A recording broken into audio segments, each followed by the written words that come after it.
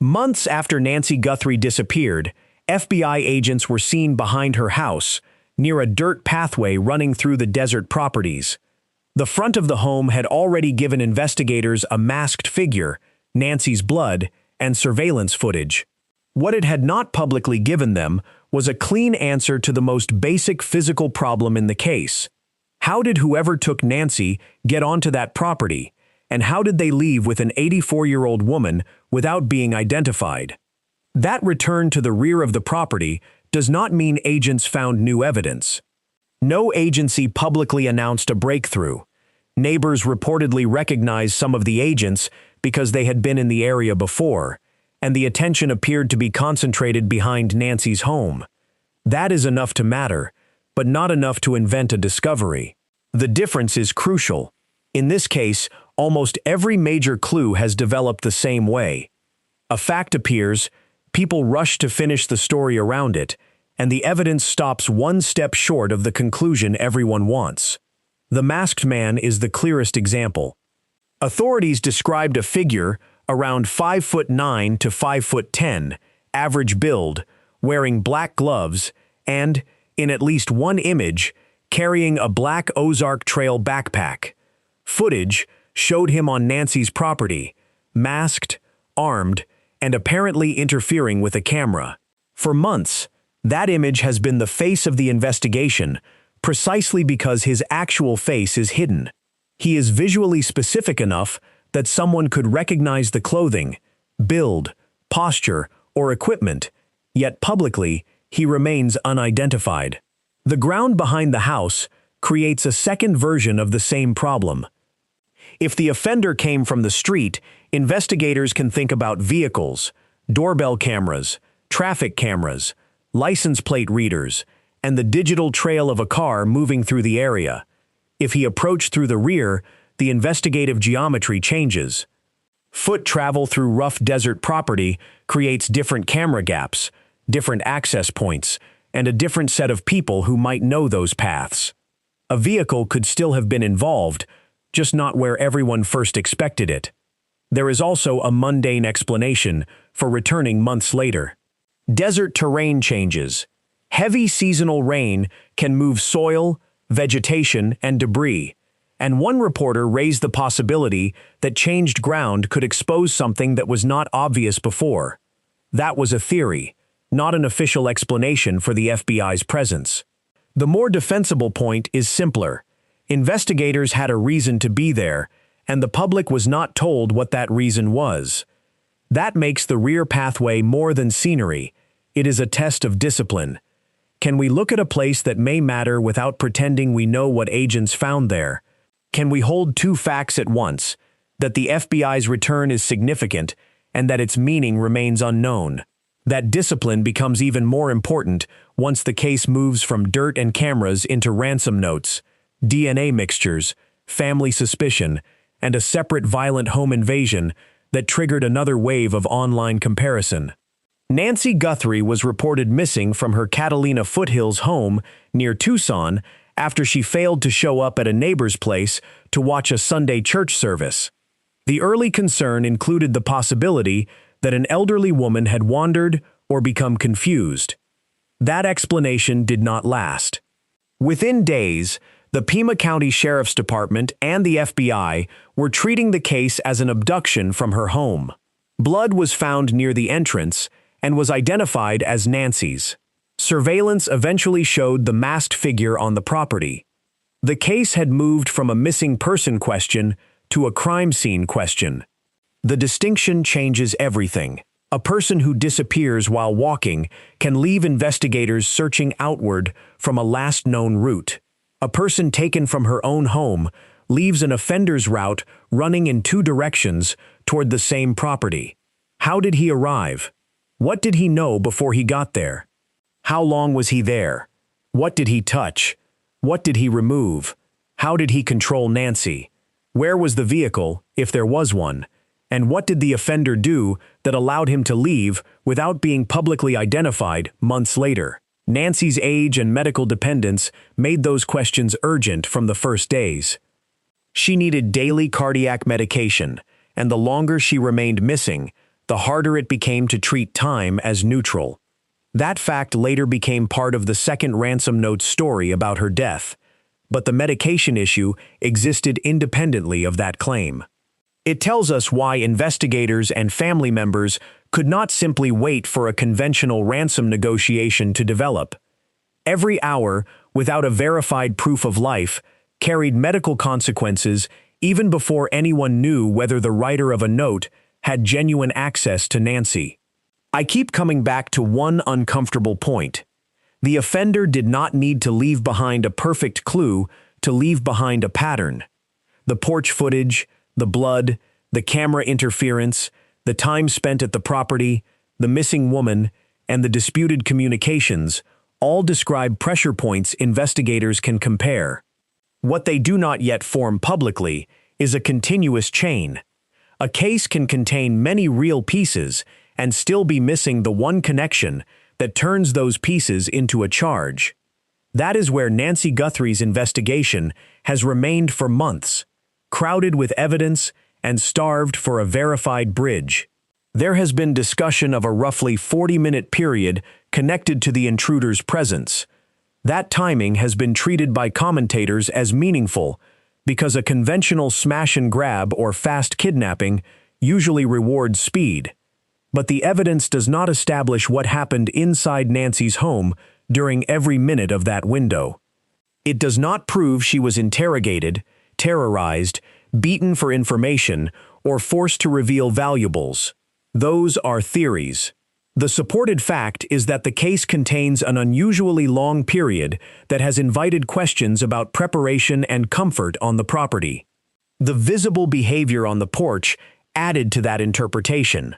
A former FBI profiler described the figure as moving at a comfortable pace rather than appearing panicked or rushed. She also focused on the clothing, mask, gloves, and other coverage that could reduce the chance of leaving fingerprints, hair, or other biological material. That analysis supports a narrow inference.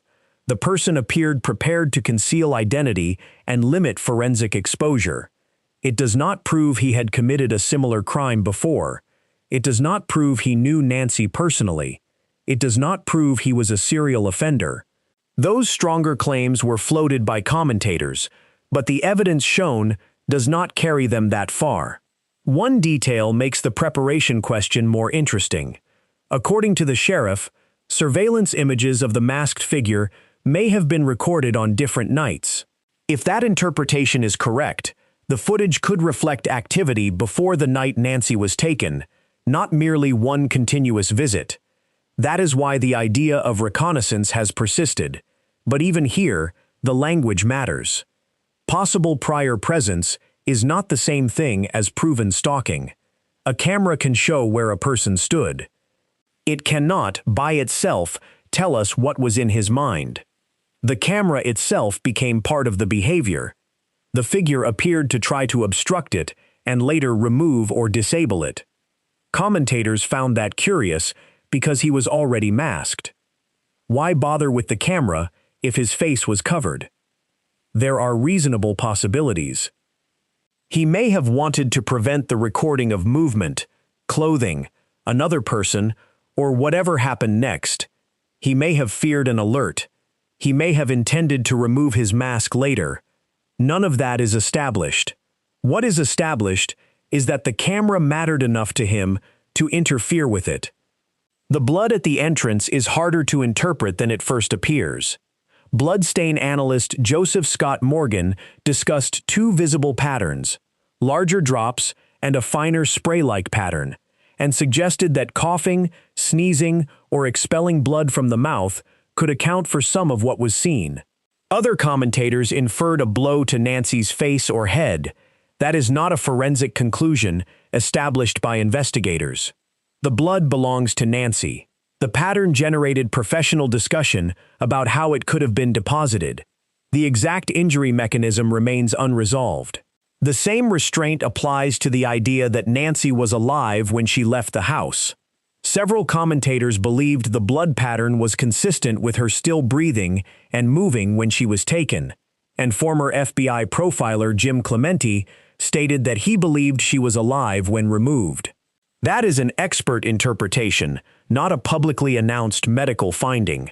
No body has been publicly recovered, no burial site has been publicly identified, and the later ransom communication claiming Nancy died shortly after the abduction was never established as fact. So here is the first evidence-specific question worth arguing about. Does the intruder's calm movement and protective clothing point more strongly to careful planning, or are people reading criminal experience into a short piece of surveillance that cannot prove it? Put the evidence first when you answer in the comments, because that same distinction controls almost every theory in this case. The ransom communications created a third investigative bridge, and this one is made of words. The first released note claimed Nancy was being held for ransom and demanded millions of dollars in Bitcoin. It set escalating deadlines and threatened that she would be killed if payment was not made. The note also contained specific details connected to the home, including a white smartwatch and a damaged backyard floodlight.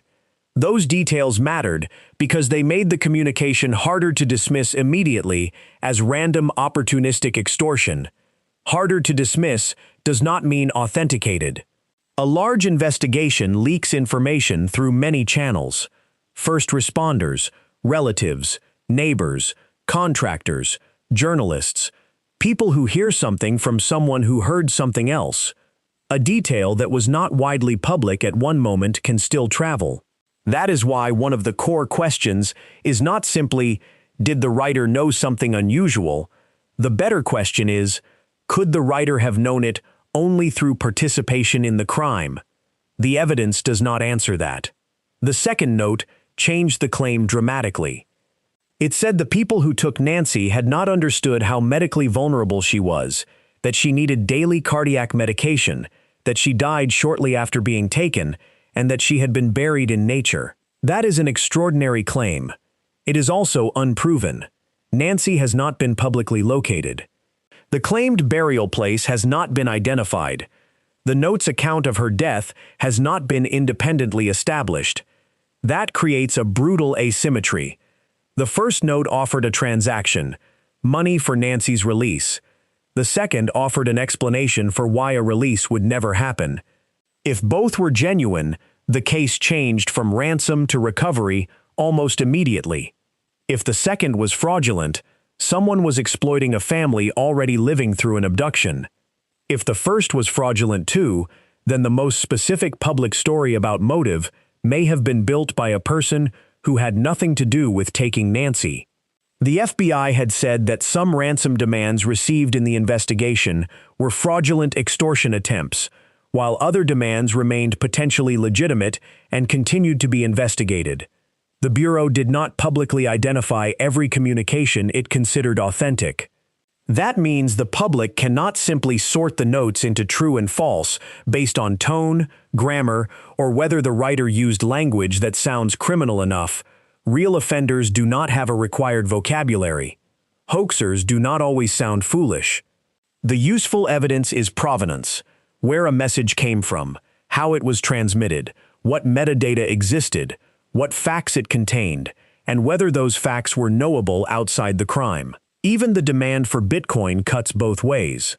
Cryptocurrency can be used because a writer thinks it offers distance from a conventional payment. It can also be chosen by someone imitating what a modern ransom demand is supposed to look like. The amount, the deadlines, the threat, the promise of a drop-off location. None of those features authenticate the author. They describe the author's story. Author's story requires a bridge from the message back to the crime. The family publicly asked whoever took Nancy to do the right thing. Savannah Guthrie released appeals while the case continued, and Sheriff Chris Nanos said he remained in contact with the family through calls and texts. Those facts matter because the notes were not abstract puzzles. They landed inside a family crisis. Every false demand would have forced relatives and investigators to spend attention on a path that might lead nowhere. Every potentially genuine message could contain the one detail that identifies the writer. That is why I would not call the notes either obviously real or obviously fake. The more accurate position is uncomfortable. At least some communications were false, some remained under investigation, and 2 released notes contained claims that still have not been proven. Their importance lies in what can be tested, not in how chilling the prose sounds. Then there is the physical evidence, where the same pattern repeats again. The home produced DNA material, but not the kind of clean, single-source profile that instantly turns a mystery into a name. Sheriff Nanos said DNA evidence from Nancy's home had been sent to several laboratories, including the FBI laboratory, and that investigators were using familial or genealogical approaches in hopes of developing a lead. That sounds powerful, because genetic genealogy has solved difficult cases. But the sample quality determines what the technology can actually do. A genetic genealogy expert discussing the case said there had been a rootless hair sample and a mixed DNA sample. She described the hair effort as apparently unsuccessful at producing the needed profile, while also noting that technology can improve over time. The mixed sample was described as involving at least 4 people. That is a much harder problem than one clean unknown profile. Traditional forensic STR analysis has decades of methods for separating mixtures. Genetic genealogy works with far more genetic markers, and separating multiple contributors becomes technically demanding. There is another complication that has nothing to do with laboratory skill. Nancy's house naturally contained DNA from people who were supposed to be there. Relatives, visitors, caregivers, workers, anyone with legitimate access can leave biological material. If a mixed sample contains only expected people, it may tell investigators very little. If it contains an unknown contributor in a meaningful location, it can become much more important. The public does not know enough about the mixture to make that call. This is where crime scene criticism enters the story. Some commentators and law enforcement critics accuse the Pima County Sheriff's Department of failing to secure the scene adequately and of allowing media to get too close to an area where blood and other evidence were present. A union leader also questioned the homicide experience of some personnel assigned to the case. Those are serious allegations. They are not independent findings, and the department disputed aspects of the criticism. But they matter because every later DNA limitation invites the same counterfactual. Was the offender exceptionally careful? Was useful material simply not deposited? Or was something recoverable missed? No one can answer that from the outside. A crime scene is not a warehouse where every relevant molecule labels itself. Investigators choose what to swab, what to collect, what to photograph, what to preserve. Some choices are obvious. Others are judgment calls that look different after a case goes cold enough for every missed possibility to feel enormous. The existence of a mixed sample does not prove contamination. The absence of a single-source profile does not prove incompetence. And criticism of scene control does not prove that decisive evidence was lost. The chain of custody debate created more heat. Sheriff Nanos was criticized for sending some DNA to a laboratory in Miami, rather than immediately using the FBI laboratory in Quantico, even though federal resources were available. Critics argued that fewer transfers and fewer handlers are preferable. Nanos later said evidence was at several laboratories, including the FBI's. The procedural choice is fair to scrutinize. What it does not tell us is whether any specific sample was compromised. There is no established finding that a lab transfer destroyed the evidence or broke the chain of custody. The practical reality is less satisfying. Investigators appear to have biological material worth testing, but no publicly announced genetic identification of the masked figure. The hair did not deliver the clean answer people hoped for. The mixture may or may not contain an unknown contributor useful for genealogy.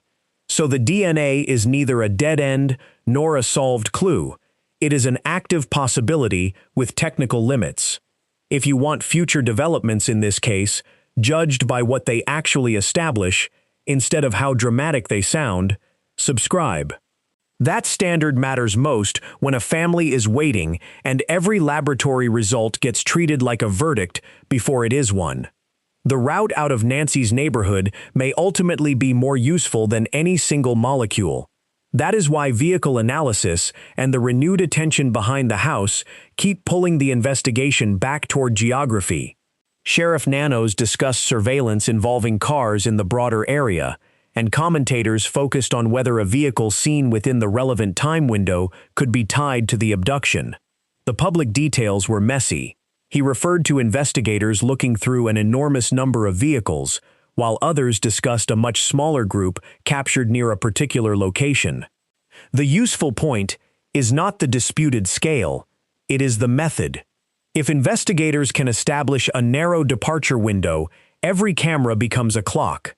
A car that appears on one camera and disappears from another can be mapped. A vehicle seen near the property can be compared with traffic feeds farther away. A device inside that vehicle may create its own pattern through cell towers or network connections. A license plate reader may reduce a field of possibilities. None of those techniques guarantees a result, but together they can turn a masked person into a route, and a route into a list of names. Foot travel behind the property creates a different trail. A person moving through a dirt easement may avoid the most obvious front-facing cameras while still crossing other properties or passing places known to residents, yard workers, delivery drivers, contractors, or maintenance crews. That is why a neighborhood recanvass months later can matter. Memory changes, but context changes too. A detail that seemed meaningless on the first interview can become useful after investigators learn what question to ask. The FBI's reported return to the rear of the house fits several possibilities. They may have received a new tip. They may have been re-evaluating an old one. They may have been reconstructing movement. They may have been checking terrain after weather changed it. They may have been looking for a physical object that was missed earlier. Or the explanation may be more routine than any outsider imagines. None has been officially confirmed. What can be said is that the case was still active at the 6-month mark. Nanos said he and the FBI considered it a kidnapping for ransom investigation, and that he believed it would be solved. DNA work continued. Video work continued. Agents were reportedly back in the neighborhood. No publicly identified suspect had been announced. No arrest warrant tied to Nancy's disappearance had been announced, and the masked figure still lacked a name. That combination explains the peculiar emotional rhythm around this case. Every new object looks like it could be the missing bridge. A black glove found in the desert sparks interest, until black gloves turn up elsewhere.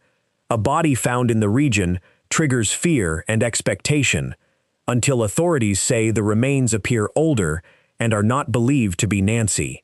A backpack becomes a retail tracing project until the sheriff raises the possibility it was obtained secondhand. The audience keeps being offered the shape of an answer without the answer itself. The Ozark Trail backpack is a good example. Investigators believed the item might be traceable through sales records, and Walmart purchases were examined.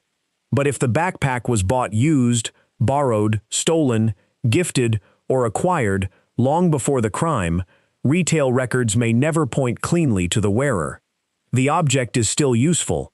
It can help recognition. It can narrow manufacturing details. It can connect other images. But an ordinary consumer item becomes decisive only when it connects to a specific person. The same is true of the figure's clothing. A mask and gloves explain why identification is difficult, but they also give investigators a visual package someone may remember.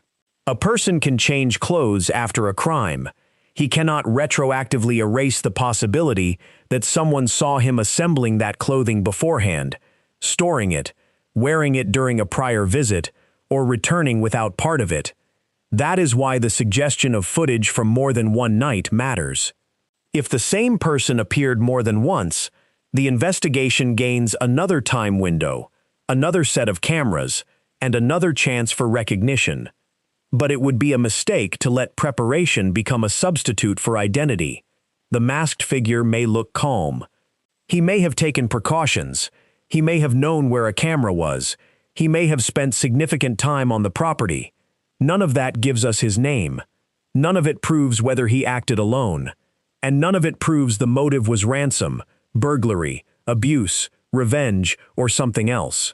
The question of accomplices is especially tempting because Nancy was 84 and had mobility and medical issues. Some commentators argued that moving her through rough terrain would be difficult for one person, and therefore inferred a second offender. Jim Clemente argued the opposite, that one man could have acted alone. Both are theories. The video publicly discussed shows one masked figure. It does not establish that only one person participated, and it does not establish that a second person was present. The number of offenders remains unresolved. That unresolved number later became fuel for an entirely separate story. In August, a deadly home invasion in Pima County led to a manhunt for 33-year-old Alex James Barnett, wanted on a first-degree murder warrant in connection with the killing of 23-year-old Carlos Ramirez, a police recruit who was days from completing the academy. Ramirez's fiancée, a corrections officer, was wounded, and their young child was present but not physically harmed. Investigators identified Barnett after reviewing surveillance from a gas station and recovered a gray Acura MDX, believed to have been used as a getaway vehicle. They were also seeking 2 additional male suspects. 3 men. A home invasion. A gray SUV. It did not take long for online speculation to try to connect that case to Nancy Guthrie's disappearance. The comparison was understandable at the level of pattern recognition and weak at the level that actually matters. Evidence. No law enforcement connection between Barnett and Nancy's case was established. The commentary itself eventually noted that Barnett appeared too tall and too heavy to match the published description of the masked figure on Nancy's porch. The speculation then shifted toward his unidentified associates. That is how rumor survives a failed comparison. It simply moves one person to the side and keeps the theory alive. This is exactly where audience trust gets tested. A separate violent offender operating in the same county is relevant to public anxiety. It may even be something investigators would check privately. But similarity is not linkage. 2 home invasions in the same region do not become one crew because both involve masks.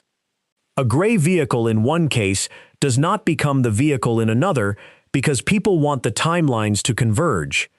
The responsible position is that Barnett was wanted in a different homicide and no established evidence tied him to Nancy Guthrie. Family suspicion followed the same dangerous pattern.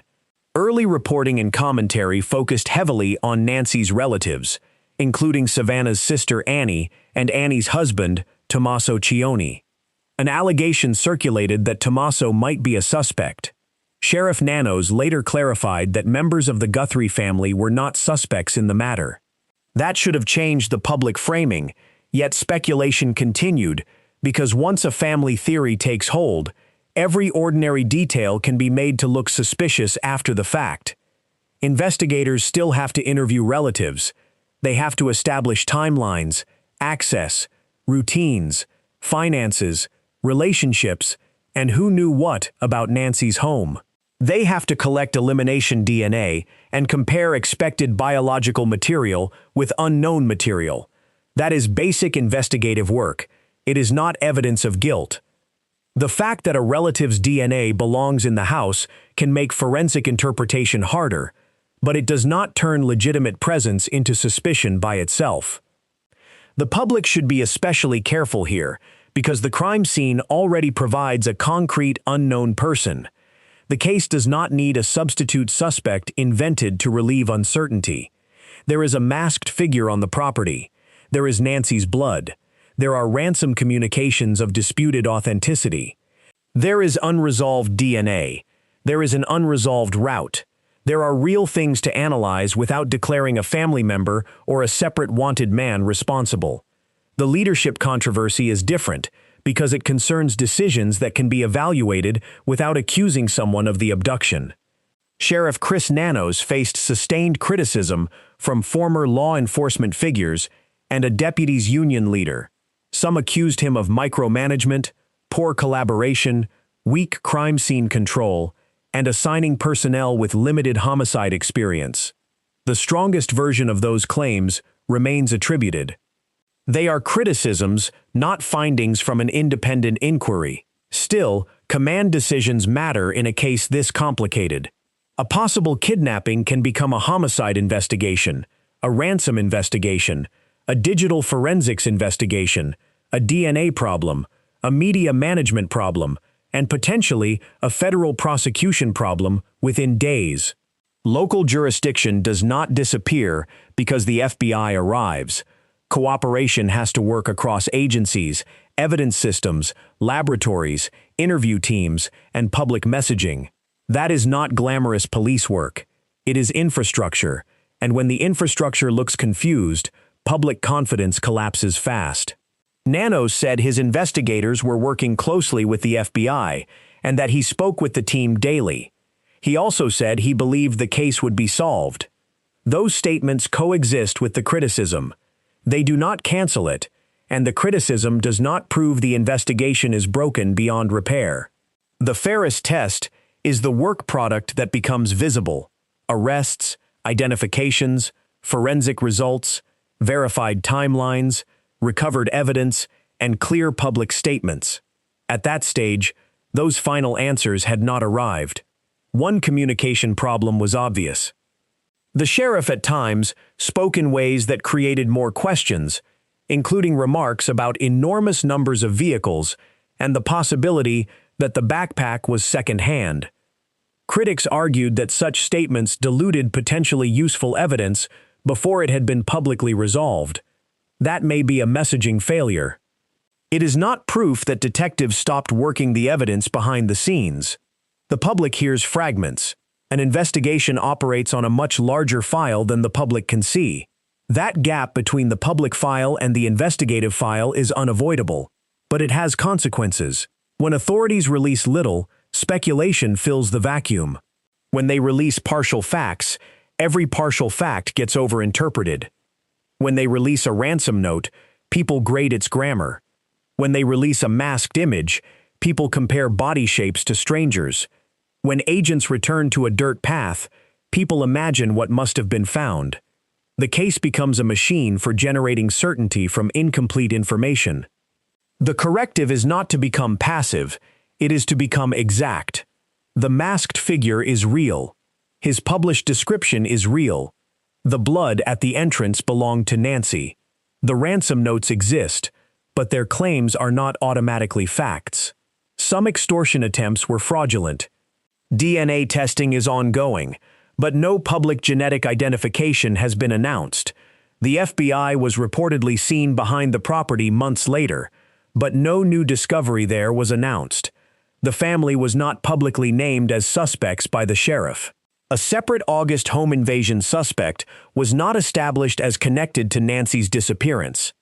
Those statements may sound less dramatic than a theory. They are actually more useful because they show exactly where the missing bridges remain. One bridge runs from the masked figure to a name. Another runs from the house to an escape route. Another runs from the ransom communications to a verified author. Another runs from the DNA mixture to an unknown contributor who matters. And the most painful bridge runs from Nancy's last known presence at home to a verified account of what happened after she was taken. There is no public proof establishing how long Nancy survived after the abduction. There is also no recovered body establishing her death. The second ransom note claims she died because the abductors had not understood her medical needs. That claim remains unproven. Her daily medication made the passage of time frightening from the beginning, but fear is not a death certificate. The correct status is unresolved. That unresolved status is why the language around recovery has to be careful. Commentators may believe the case is now a search for remains. Law enforcement may privately have its own assessment, but Sheriff Nanos publicly said he had no reason at one point to declare her dead, while other voices thought survival after so long was extremely unlikely. The conflict cannot be solved by confidence alone. The case needs evidence that answers it. And evidence can arrive late. A tip can make an old interview relevant. A camera can be found after investigators learn which direction to look. A genetic technique can improve. A person who stayed silent can decide to talk. Weather can change what is visible on the ground. None of those possibilities is a promise. They explain why a 6-month-old case can still justify agents returning to the same neighborhood. If this case matters to you, keep Nancy's name attached to facts, not rumor. That is the most useful action an audience can take while investigators work an unresolved case under intense attention. Nancy's disappearance has accumulated enough noise to make the original physical problem easy to lose. A woman did not simply fail to arrive for a Sunday routine. Her blood was at her home. A masked, armed figure was captured on the property. He interfered with a camera. Nancy was gone. The public still does not know who he is, whether he acted alone, which route he used, which ransom communications came from the crime, or where Nancy was taken. Months of DNA analysis have not publicly closed that gap. Months of image comparison have not publicly closed it. Neither family speculation nor a separate violent suspect has closed it. The case keeps returning to the same hard boundary between what can be seen and what can be proved. A figure at the front of the house, a missing woman, and a path behind the property that may explain movement but has not yet produced a public answer. That is why the FBI's reported return matters without needing to be exaggerated. It means investigators were still physically revisiting the place where the crime began, testing the ground around a question that has never been publicly resolved. The ending of this case, whenever it comes, will require a bridge from evidence to identity and from identity to what happened to Nancy. Until then, the rear of the property remains one of the few places where the unknown route can still be examined directly.